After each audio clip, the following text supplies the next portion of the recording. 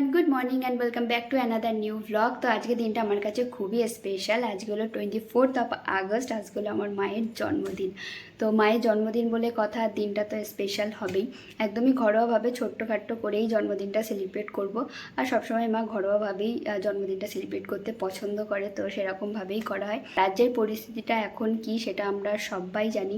একটা বিচারের আশায় আমরা এখনও পর্যন্ত বসে আছি। 9 তারিখে ঘটনাটা ঘটেছে, আজকে হলো 24 তারিখ। এখনও পর্যন্ত কোনো কিছু আশার আলো আমরা এখনও পর্যন্ত দেখতে পাচ্ছি না। এভাবে মেয়েটাকে খুন করা হয়েছে, যেভাবে কষ্ট দিয়ে মেয়েটাকে মারা হয়েছে, তাদের দোষীদের যেন তার থেকেও বেশি কঠোর থেকে কঠোরতর শাস্তি দেওয়া হয়। তো অনেক দিন পর তোমাদের সামনে আমি আসলাম। 4 মাস মতো হয়ে গেছে যে আমি কোনো ভিডিও দিই না। একই ডেলি লাইফস্টাইল তোমাদেরকে কি দেখাবো, এই জন্যেই ভিডিও দিতাম না। তো তারপরে আবার ভাবলাম যে না, ভিডিও দিই। তো মায়ের এই জন্মদিন থেকেই শুরু করলাম। মায়ের জন্মদিন যেহেতু আজকে, তো ভাবলাম একটু ছোটোখাটো ব্লগ বানাই, তোমাদের সাথে শেয়ার করে। এটা একটা মেমোরি হয়ে থাকবে। ইউটিউবটা করা মানেই আমার এই যে ছোটোখাটো মেমোরিগুলো সেভ করে রাখার জন্যেই এই ইউটিউবটা। তো চলো আজকের এই ভিডিওটা তোমরা দেখতে থাকো। অনেক দিন পর আবারও ভিডিও নিয়ে আসলাম। আশা করছি আগেও যেমন আমাকে সাপোর্ট করেছো, এখনও আমাকে সাপোর্ট করবে আর আমার পাশে থাকবে। সো ভিডিওটা দেখতে থাকো। আই হোপ আজকের এই ভিডিওটা দেখতে তোমাদের খুব ভালো লাগবে। সো ভিডিওটা দেখতে থাকো, এনজয় করতে থাকো। আজকে রান্নাবান্না হবে হলো নিরামিষ। অনেকে ভাববে জন্মদিনের দিন নিরামিষ কেন। আসলে মা বাবা দুজনেই এখন নিরামিষ খায়, ওই জন্য নিরামিষটাই বানাবো। বাবা অলরেডি ডালটা বানিয়েছে আর 2 রকমের আমি বানাবো। তোমরা হয়তো অনেকেই ভাববে আজকের দিনেও কেন আমি নিরামিষ বানাচ্ছি, আর কেনই বা আমি বললাম আমার মা বাবা নিরামিষ খায়। আসলে কিছু মাস হয়েছে মা আর বাবা দীক্ষা নিয়েছেন, ভগবান শ্রীকৃষ্ণের দীক্ষা ওনারা নিয়েছেন। তারপর থেকেই আমিষ খেতে গেলে মা আর বাবার একটা সমস্যা হচ্ছিল, গন্ধ লাগছিল, খেতে পাচ্ছিলেন না, খুবই সমস্যা হচ্ছিল। আর তারপর থেকেই কিন্তু মা বাবা পুরোপুরি নিরামিষ খাওয়া শুরু করে দিয়েছেন। এই 1 থেকে 1.5 মাস মতো হলো মা আর বাবা নিরামিষ খাচ্ছেন। আর দীক্ষা নিলেই যে নিরামিষ খেতে হবে এটা কিন্তু একদমই ওনারা বলেন না। এটা হলো আমার মা আর বাবার নিজস্ব ইচ্ছা আর মতামতই তোমরা বলতে পারো। সেখান থেকেই কিন্তু মা আর বাবা নিরামিষটা খাচ্ছে। আর আমিও একবারের জন্যও বলিনি যে এখনই কেন তোমরা নিরামিষ খাওয়াটা শুরু করলে, আর কিছুদিন পরে গিয়ে করতে পারতে। কারণ এটা তাদের নিজস্ব ইচ্ছা, নিজের মন থেকে তাদের চেয়েছে। তো এটাকে আমি পুরোপুরিভাবে রেসপেক্ট করি। তো আমিও চাই যে তারা যখন চাইছে সেটা করুক। আর মা বাবা যেহেতু পুরোপুরি নিরামিষ খাচ্ছে, সেই জন্যেই কিন্তু আজকের আয়োজন আমার পুরোপুরি নিরামিষ। আজকে বানাবো হলো পনিরের তরকারি, আর হলো বানাবো সোয়াবিনের কোপ্তা। একদম সিম্পল মেনু। আর বাবা অলরেডি আগেই ডাল বানিয়ে দিয়েছে, ওই জন্য ডালটা আর আমার বানাতে হবে না। বাবাই সব কিছু রান্না করবে বলেছিল, যেহেতু বাপের বাড়িতে আসলে বাবা মা আমাকে কিছু করতে দেয় না। আর আজকে মায়ের শরীরটাও খুব একটা ভালো না, ওই জন্যে বাবাই রান্না করবে ভেবেছিল। তারপরে ভাবলাম আমি যেহেতু আছি এখানে, আর মায়ের জন্য কখনো তেমন কিছু করে ওঠা হয় না, তো ভাবলাম আজকেই আমি সব কিছু রান্না করব। তো ওই জন্যে পনিরের তরকারি আর সোয়াবিনের কোপ্তাটা বানাবো। আর সিম্পলভাবেই আজকে রান্নাবান্না হবে, একদম হালকা পাতলা। আর এখানে দেখো তেলের মধ্যে একটু ফোড়ন দিয়ে দিলাম, তেজপাতা, শুকনো লঙ্কা আর গোটা গরম মশলা। তারপরে দিয়ে দিলাম একটু আদা কুচি আর দিয়ে দিলাম টমেটো। টমেটোটা একটু নরম হয়ে আসলে ওর মধ্যে দিয়ে দেবো একটু হলুদ গুঁড়ো আর একটু জিরে গুঁড়ো। আর কোনো মশলা এর মধ্যে আমি দেবো না। এবার দিয়ে ভালোভাবে এটাকে কষিয়ে নেওয়ার পর এর মধ্যে দিয়ে দেবো হলো জল। এরপর এর মধ্যে ভেজে রাখা আলুগুলো আমি দিয়ে দিলাম, আর দিয়ে দিলাম 2টো কাঁচা লঙ্কা। এবার জলটা ফুটে উঠলেই তারপরে কিন্তু পনিরগুলো দিয়ে দেবো। আর এখানে কিন্তু পনিরের তরকারিটা আমার রেডি। উপর থেকে একটু গরম মশলা ছড়িয়ে দিলাম। তো দেখো হয়ে গেছে কিন্তু পনিরের তরকারি। মুখের অবস্থাটা দেখতেই পাচ্ছ, এত গরম আমাদের এই রান্নাঘরটায়, আর এত বৃষ্টি হচ্ছে কিন্তু গরম কিন্তু সেইভাবে কমছে না। ওদিকে তো পনিরটা হচ্ছে, আর এদিকে প্রিপারেশন করছিলাম হলো সোয়াবিনের কোপ্তাটার জন্য। তো আর সেটা তোমাদের সঙ্গে দেখাতে পারলাম না, কারণ তাড়াহুড়োর মধ্যে করেছি, তো সেটার ভিডিও করতে একদমই ভুলে গেছি। তো ভিডিও থ্রু তোমাদেরকে বলে দেবো কীভাবে বানিয়েছি না বানিয়েছি, না হলে অন্য কোনো একটা দিন তোমাদের সাথে শেয়ার করে দেবো রেসিপিটা। তো চলো এখন ঝটাফট রান্নাবান্নাগুলো কমপ্লিট করে নিই। তো এখানে আমার সোয়াবিনের কোপ্তাটা বানানো হয়ে গেছে। এটা তোমাদের সাথে শেয়ার করতে পারলাম না রেসিপিটা, তাও একবার বলে দিচ্ছি। তো এটা বানানোর আগে আমি সোয়াবিনটাকে ভালোভাবে গরম জলে ভিজিয়ে রেখেছিলাম কিছুক্ষণের জন্য। তারপরে মিক্সিতে সোয়াবিন, একটু মটরের ডাল, 2টো কাঁচা লঙ্কা, একটু আদা দিয়ে ভালোভাবে পেস্ট করে নিয়েছি। আর বড়া করার আগে ওর মধ্যে একটুখানি বেসন দিয়েছিলাম, দিয়ে তেলের মধ্যে কিন্তু ভালোভাবে বড়া আকারে ভেজে নিয়েছি। কড়াইতে একটু তেল দিয়ে তেলটা গরম হলেই ওর মধ্যে দিয়ে দেবো 2টো শুকনো লঙ্কা, তেজপাতা আর গোটা গরম মশলা। তারপর 1 চামচ মতো আদা বাটা দেবো আর আধা চামচ মতো দেবো পোস্ত বাটা। তারপরে ওই আধা মতো দেবো হলো টমেটো কুচি আর 2টো কাঁচা লঙ্কা দিয়ে ভালোভাবে মশলাটা কষাবো। তার আগে দিয়ে দেবো একটু হলুদ গুঁড়ো আর জিরে গুঁড়ো আর একটুখানি দেবো কাশ্মীরি লঙ্কার গুঁড়ো কালারটা হওয়ার জন্য। দিয়ে ভালোভাবে এটাতে কষিয়ে নেব। একটু জল দেবো যাতে মশলাটা লেগে না যায়, ওই জন্য একটু জল দিয়ে কষিয়ে নেব।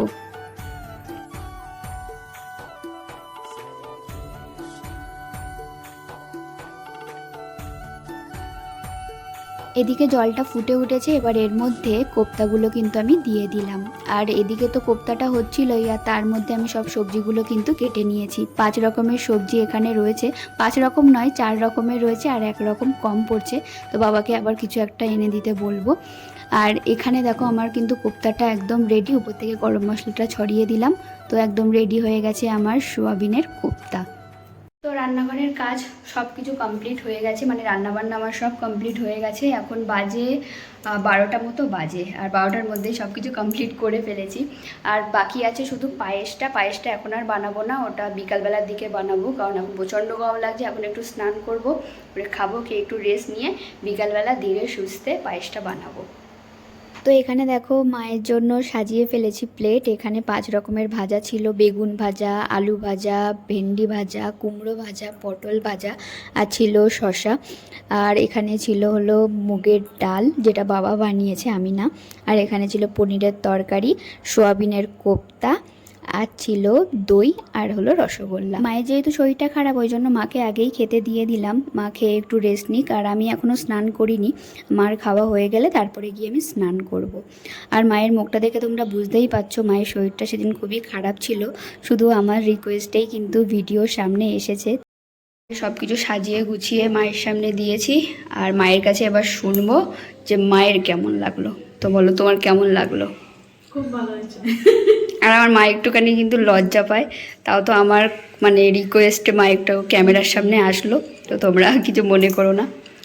মা একটু না অনেকটাই লজ্জা, তো মাকে আর বিরক্ত করব না, মা এবার ধীরে সুস্থে খেয়ে নিক না। এই জাস্ট আমি স্নান করে বেরোলাম, এখন বাজে হলো 1:30 মতো বেজে গেছে, অনেকটাই লেট হয়ে গেছে। মা আর বাবা তো অলরেডি আগেই খেয়ে নিয়েছে, আগেই খেতে দিয়ে দিয়েছিলাম, কারণ আমার বাবা 12:30 1টার মধ্যেই খেয়ে নেয়। আর মায়ের শরীরটা খুব একটা ভালো ছিল না, ওই জন্য মাকে আগেই বলেছিলাম। মা তো বলছিল আমার সাথেই খাবে, তো আমি মাকে বললাম তুমি খেয়ে নাও, আর আমি এখন খাবো। আর আমার একটু লেট হতো, ওই জন্য আগেই মা বাবাকে বলেছি খেয়ে নিতে। তো এখন তো 1:30 বেজে গেছে, একটু লেট হয়ে গেল। তো চলো এখন ঝটাপট খেয়ে নিই, খিদেও প্রচণ্ড পেয়ে গেছে। ওই দিন ছিল বড় ঠাকুরের পুজো, আর বড় ঠাকুরের পুজোতে তো সিন্নি প্রসাদ করতে হয়। তো পাশের বাড়ির বড় মা গিয়েছিল পুজো দিতে, তো আমিও বাটি নিয়ে চলে গিয়েছিলাম সিন্নি প্রসাদ আনতে। আর ছোটোবেলার কথাগুলো না খুব মনে পড়ছিল। পাড়ার থেকে আগে অনেকেই যেত পুজো দিতে, আর এরকম বাটি নিয়ে একজনের বাড়ি আর একজনের বাড়ি এরকম করে করে প্রসাদ নিয়ে আসতাম। তো খুব মনে পড়ে গেল কথাটা। চালটা ফুটতে দিয়ে আমি প্রসাদ আনতে গিয়েছিলাম, এসে দেখি চালটা অনেকটাই ফুটে গেছে। আর আমি কিন্তু পায়েস এই সেকেন্ড টাইম বানাচ্ছি। ফার্স্ট টাইম হাজব্যান্ডের জন্মদিনে বানিয়েছিলাম, আর সেকেন্ড টাইম মায়ের জন্য বানাচ্ছি। অল্প একটু চিনি দিয়েছি, বেশি চিনি দিইনি, কারণ অনেকেই চিনি বেশি খেতে পছন্দ করে না, ওই জন্যে অল্পই কিন্তু দিয়েছি। আর এদিকে আমার পায়েসটাও কিন্তু ready. So hello everyone, good evening. আর সন্ধ্যাবেলায় দেখো এই যে 1 কাপ চা নিয়ে বসে পড়েছি। আমার মতো তোমরা কারা কারা আছো যাদের সন্ধ্যাবেলায় 1 কাপ চা না হলে হয় না, অবশ্যই কিন্তু কমেন্টে জানিও। আমার যে হয় না, এই জন্য 1 কাপ চা নিয়ে বসে পড়েছি। আর সন্ধ্যাবেলায় পাড়ার কিছু কাকিমাকে বলেছি আসার জন্য, যেহেতু মায়ের জন্মদিন, তারা সবাই একসাথে থাকে সব সময়, তো পাড়ার কাকিমারা সবাই আসবে। তো এখন নিজের কথা বলতে বলতে চাটাও অনেকটা ঠান্ডা হয়ে গেছে, তো এখন একটুখানি চাটা খাই। আর তোমরাও অবশ্যই জানিও সন্ধ্যাবেলায় কারা কারা চা খেতে খুবই পছন্দ করো। দিদি কাকিমারা সবাই চলে এসেছিল, আর এদিকে আমিও চলে এসেছিলাম প্লেটিং করতে। একটু ছোট্টখাট্টো আয়োজন করেছি, একটু পায়েস মিষ্টি এইসবেরই। আর এখনও পর্যন্ত আমাদের কেকটা আসেনি, একটু অসুবিধা হয়ে গেছে। আসলে ভাইকে বলেছিলাম কেক আনার কথা, তো ওর একটা কাজ পড়ে গেছে, ওই জন্য কেকটা আনতে একটু লেট হবে। তো ভাবলাম কাকিমারা যেহেতু এসেছে, কাকিমাদের আগে পায়েস আর মিষ্টিটা দিয়ে দিই, তারপরে কেক আসলে তারপরে সবাই মিলে আবারও কেক কাটিংটা করব। এখানে তো আর সবাই চলেছে, দিদি কাকিমারা। তো আরও একজন কাকিমা এখনও আসেনি, তো কাকিমা হয়তো একটু পরে আসবে, ডাকা হয়েছে। তো এখন সবাইকে খেতে দিলাম, সবাই এখন খাওয়া দাওয়া করছে, গল্প করছে। কিছুক্ষণ পরেই ভাই চলে এসেছিল কেক নিয়ে। আর আজকের কেকটা কিন্তু ছিল এগলেস, মারা যেহেতু নিরামিষ খায় ওই জন্য। কেক কিরম দেখতে ম্যাঙ্গো কেক, ম্যাঙ্গো।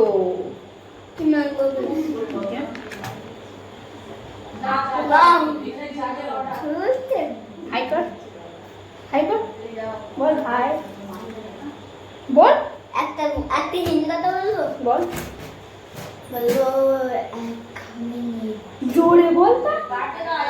একটা সেপ্টেম্বর है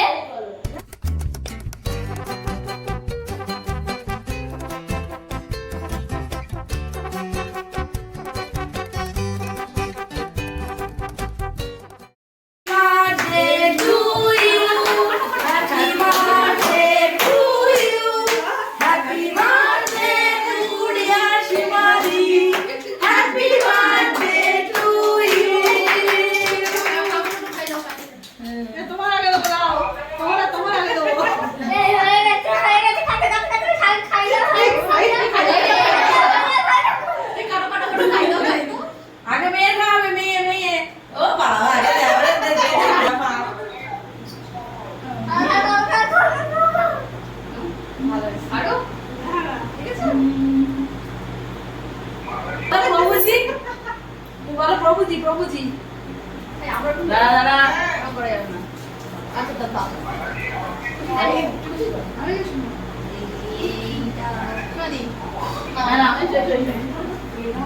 বছর বছর জন্য খাওয়া দিবা আবার পরে বসো আসছে না তো আবার হবে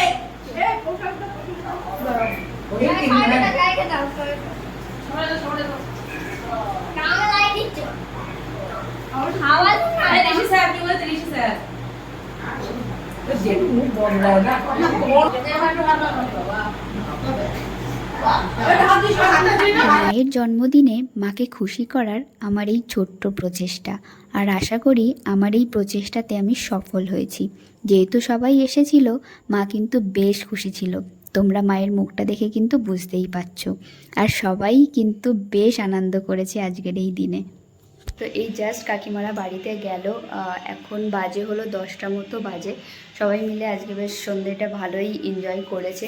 আজকের দিনটাও মা খুব ভালোভাবে কাটিয়েছে। স্পেশাল ফিল করাতে চেয়েছিলাম, আই হোপ মা খুশি হয়েছে। আর মায়ের এক্সপ্রেশন দেখে বুঝতেই পারছিলাম মা খুশি হয়েছে। অতটা হয়তো এক্সপ্রেস করতে পারে না, বাট ওনার এক্সপ্রেশনটা দেখে একটু হলেও বুঝেছি যে না খুশি হয়েছে। আর মাকে খুশি করতে পেরে আমিও খুব খুশি। তো চলো আজকের এই ভিডিওটা রাখলাম এইটুকুই। কেমন লাগলো আজকের এই ভিডিওটা অবশ্যই কমেন্টে জানিও। আর ভিডিওটা কোথাও একটু ভালো লেগে থাকলে একটা like, comment, share and subscribe করে দিও। সবাই খুব ভালো থেকো, সুস্থ থেকো। দেখা হবে নেক্সট ভিডিওতে। ততক্ষণের জন্য টাটা।